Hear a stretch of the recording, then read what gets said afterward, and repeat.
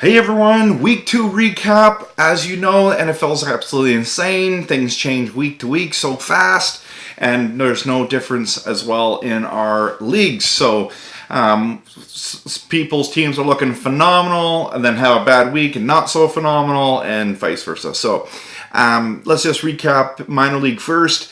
Ed, disc golf, you are still number one after you crushed me 117-72. Thanks a lot.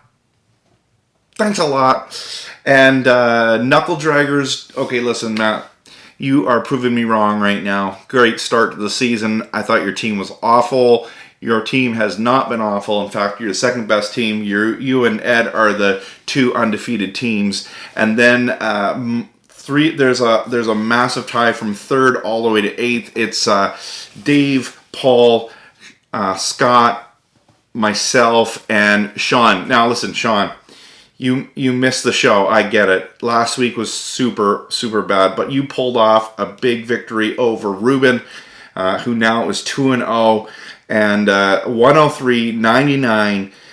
You had Baker Mayfield actually did something for you this week. Diggs did something decent. Bell was good. Aaron Jones had a good week. Vance McDonald was awesome for you at tight end. And Michelle, you had just a solid week all the way up board. So well done. Good job there. So now you're out of the gutter and you're eighth. And meanwhile, the two Vikings Vikings fans are 0-2. Did you guys know that you also lost to my Packers this week as well? Just saying, there's a theme going on here, and you guys are in the toilet bowl right now, 9-10. In fact, John, your Vikings are only scored 135 points. I think you should be very concerned about that. Week 3 matchups. Says that Yahoo's predicting that I'm going to win a close one against Ruben's Purple People Eaters. I don't know if I'm going to win that one, but it's going to be close. The close one, though, is Beach Whales. Hey, are you going to upset Ed's Disc Golf? Yeah. Knuckle Draggers, are you going to keep proving me wrong, going undefeated against Sean's I Missed the Show? Zader and Paul, you guys have the game of the week. Third versus fifth, and they're saying that Paul is going to win that one. Dave, your team is playing the worst team in the league, John's Vikes. John, can you get a win this week? I think you can. Yahoo's against you. Everything's against you. The world's against you, but I believe in you. Come on, man. So let's go over the show, which is the big pool. It's the number one league in the history of fantasy leagues, and we've got Vic's Doggy Daycare with another massive victory. Funk Jam. Peter, you're still 2-0 as well. Christian's 2-0. So, and then there's a few teams. Steve, Randy, Noah, and Trev. You guys are all 1-1, where there's 3 teams at 0-2, including myself, including Sheepdog, Brian, and Pete Carroll's Gum, which is Jake. So there's some crazy stuff.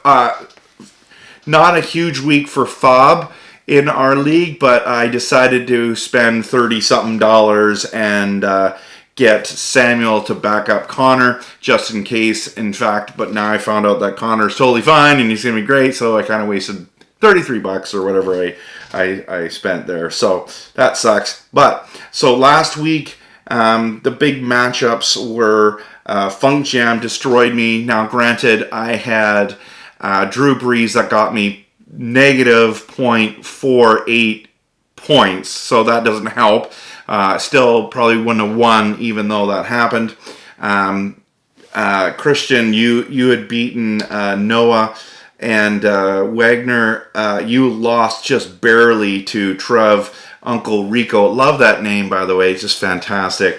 Philip Wagner lost by about 6 points, and then Jake got destroyed by Randy 116-77. Sheepdog almost came back with the huge victory over Vic's Doggy Daycare. So it's going to be interesting. So this week, the big matchups are number 3 versus number 2. So Girly Gates versus Funk Jam in a big, huge matchup. Vic's Doggy Daycare, number 1 team overall, is playing Noah's Piggy DeBeast, and those are kind of those big matchups. So hopefully you guys are really enjoying it. I'm seeing and hearing there's lots of trades flying around. People are starting to figure out what's going on in the league, what they need on their teams. So just as I always am, I'm always open for business to talk about trades. I know many other teams are. Please, when you're sending trades, send reasonable offers. Don't send an offer that is just like, well, I want him to know that I'm interested in these 2 guys. Send an offer that would even be considered, because don't waste your time, don't waste his time. That's just trading 101.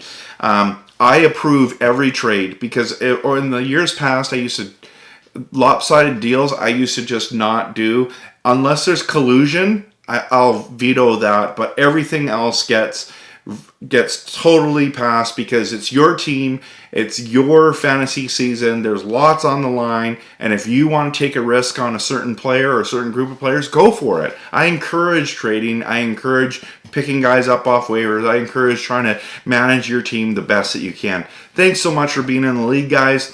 If you have any comments, please put them in the comment section. I'd love to hear some things you'd like me to chat about during our league recaps as well. Have a great night.